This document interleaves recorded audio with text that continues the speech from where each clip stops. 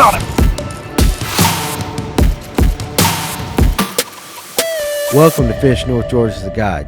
Here's Chris Gayton. Hello everyone, Chris Gayton here from the Guide at Fish North Georgia. Wanted to give you a fishing update from June the 6th at Hickory Log Creek Reservoir. We fished a tournament there with electric bass opens. Water temperature was 80, 81 to start the day out, 82 throughout the day. Water clarity, there's a little slight stain near the boat ramp. A lot of grass starting to grow there. Lily pads getting up on the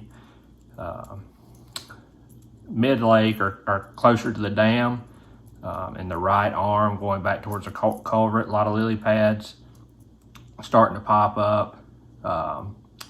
We didn't finish where we wanted to in the tournament, but we caught over 40 fish.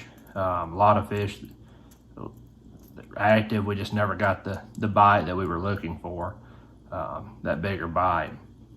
And a lot of that is what it takes in the tournaments on Hickory Log. It's just, one or two better than average bites. But that lake is full of fish. So we started out the day, I was throwing this custom painted whopper plopper. I actually purchased this here at Fish North Georgia. I believe Jim Farmer paints these baits up for them. Caught a few fish on that. As the sun got up, I went to this little guy. So this is an 1/8 ounce swim bait head on a 2.8 inch Kitech. Caught several fish on this guy too. I'm throwing that on a larger rod. It's a 7'5" medium light powered rod. I'm sorry. G Loomis GLX. Throwing it on 8-pound fluorocarbon leader.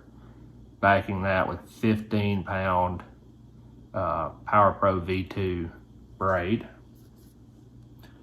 Caught several fish on that.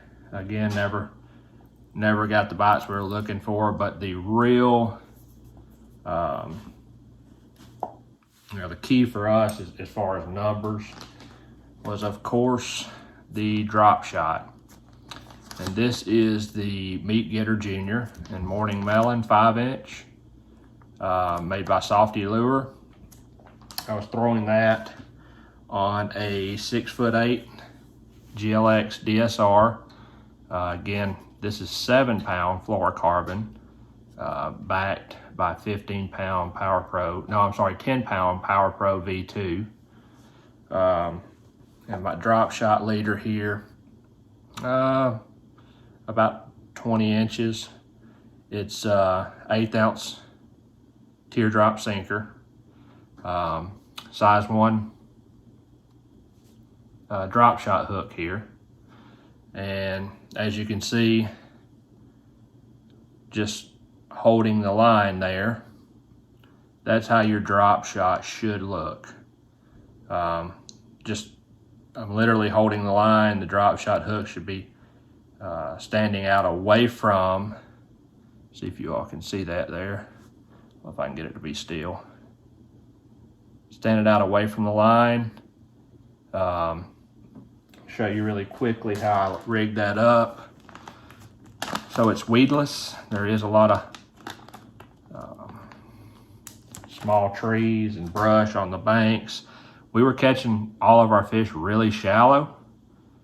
When I say really shallow, I mean less than 10 feet.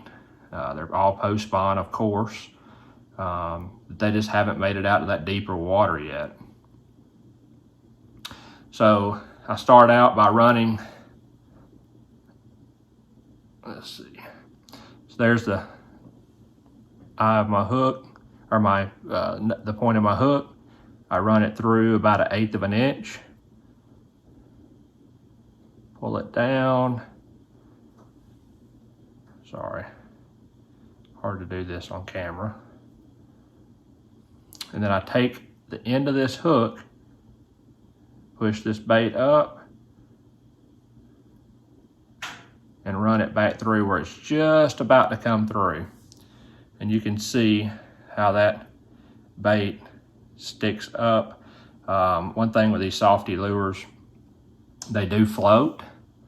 So that's how that bait will be presented in the water. It'll be off the bottom and right in their face. They can't they can't stand it. Like I said, we probably caught 30, 35 fish on that alone. One other thing that we did throw, or that I transitioned to, just trying to get a bigger bite, was a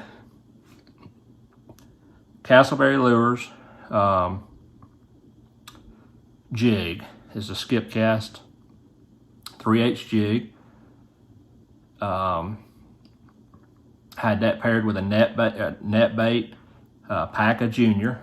As you can see the profile there. The summertime after the spawn, I moved towards this style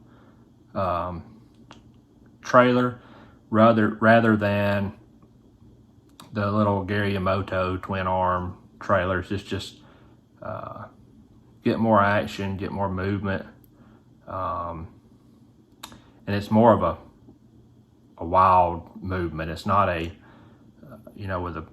with the twin tail, you're going to get more of a tight fall.